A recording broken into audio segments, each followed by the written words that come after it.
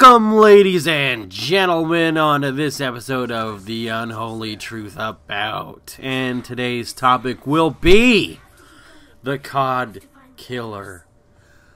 Throwing around the terms Cod Killer for a game is about the dumbest thing that ever happened since my son got AIDS in 1994. I don't have a son. Ha ha! Let's get started. In this video, I hope to outline why Titanfall, or at least why I believe Titanfall, won't be the Cod Killer it claims to be. To understand the term Cod Killer, we're going to have to go back, way back, to a time where video games were a little more simple and a lot more stupid. We're going to take a time machine back to the early 2000s when one FPS reigned supreme, and if you didn't have an Xbox One, the original Xbox One that is, you wouldn't be able to play it unless you got some mods in your PS2. And that game was Halo, and the term back then was called Halo Killer. And this was thrown on as a marketing term, as a basic comparison type marketing that agencies would do for these big game companies to sort of say that these games would be viable, taking down the king! The first game that emerged with the Halo Killer title was this franchise called Killzone for the PS2 and or PSN, fucking one of the PlayStations. And so what they did was they marketed their futuristic sci-fi shooter as a viable contender at being the Halo Killer. This term that now came to fruition, signifying that it would actually beat Halo in terms of sales and dethrone it from being the king game that it is. As history has proven in this instance, Killzone didn't even come close to Halo sales in between Halo 2, Halo 3, and, well, the rest of them. Halo Reach and Halo 4, and ODST. Whatever, this is not the point. Fast forward a few years into the Xbox 360-degree console. Halo is still reigning supreme in terms of being the top FPS game of the era, and this would be moving into the mid-2000s now, around 2006, 2007, even 2008, whatever, it's not important. We move over to a different gaming agency called Epic Games, and their newly launched sci-fi sort of second 2.5 person shooter called Gears of War. Gears of War is also marketed in this fucking quarter as a Halo Killer, showing just a single-player campaign and very lackluster multiplayer. Gears of War proved that it was not, in fact, a Halo Killer. In fact, the only Halo Killer that really emerged in that whole time was a little game called Call of Duty.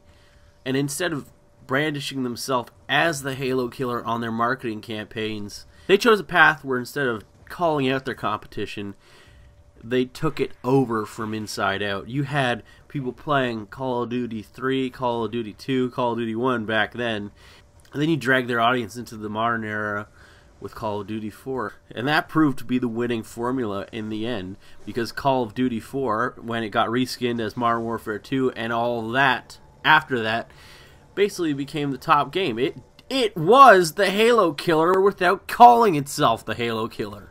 And you're like, oh, Jimbothy, why'd you tell me that? I could have Googled it. And how's the supply? I'm using this as a historical example to show that marketing your game as a whatever killer is a stupid tactic. It doesn't really work. Now we fast forward to now. Titanfall is coming out soon for the next generation of consoles. The Xbox One. I feel like we just talked about that earlier. How would you name your third console Xbox One and your first one Xbox? The first one. Fuck you, Microsoft! Now that COD reigns supreme, it's only obvious that the Halo Killer title has now changed to Cod Killer. What game will dethrone Call of Duty from the top? And a lot of people are ascribing this to fucking Titanfall. Titanfall's taking the classic potshot approach to marketing their game. Calling it the Cod Killer is probably the worst strategy one could come up with, given the historical examples of fairly successful games, but games that didn't live up to the so-called XXX Killer hype, if you know what I mean. Titanfall is basically following the same strategy The Killzone did, and we all know how that turned out. It didn't dethrone the king, baby. And same thing with Gears of War. I mean, you're good at cultivating your own audience, but you're not good at doing the one thing, the one primary thing that you set out to do, and that was take over. Taking over involves having a good engine and good gameplay mechanics that people enjoy, and doing it from sort of inside out.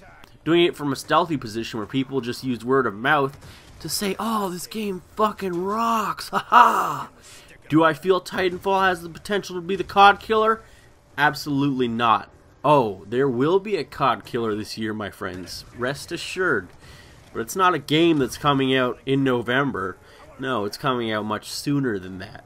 And it's not even an FPS.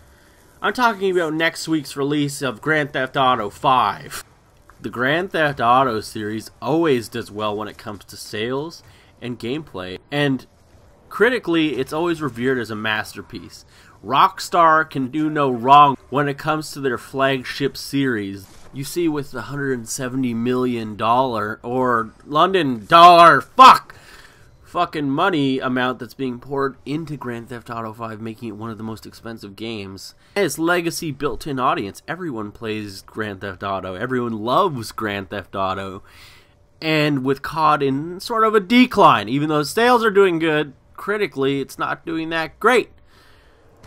If you had to put your money on what will be the Cod Killer, my friends, would you take Titanfall, Vince Zampellana's new franchise, even though he worked on Call of Duty, trying to dethrone the king?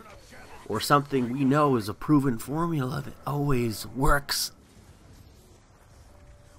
When you combine the factors of a legacy built-in audience, already high expectations, a stellar gameplay video so far, and previous high commendations on gameplay and story and multiplayer, you're going to get an amazing game that will be able to beat Call of Duty. And that, my friends, is the real Cod Killer. Not some left field try to take out the King David Goliath, gonna shoot him right now with this marketing punch. No! It's gonna be Grand Theft Auto snaking their way in from behind. And honestly, they deserve it. Fuck it. Grand Theft Auto's, I have more fun playing that than Black Ops 2 for the most part. Somewhat, a little bit, all over the place. And we're gonna make a posse, and we're gonna destroy that whole city. One block at a time. Alright, next time we find a Wonderwaff DG2, new wonder weapon. Alright, there you go. Be sure to hit that like button and subscribe if you haven't. Okay, Jimbothy out.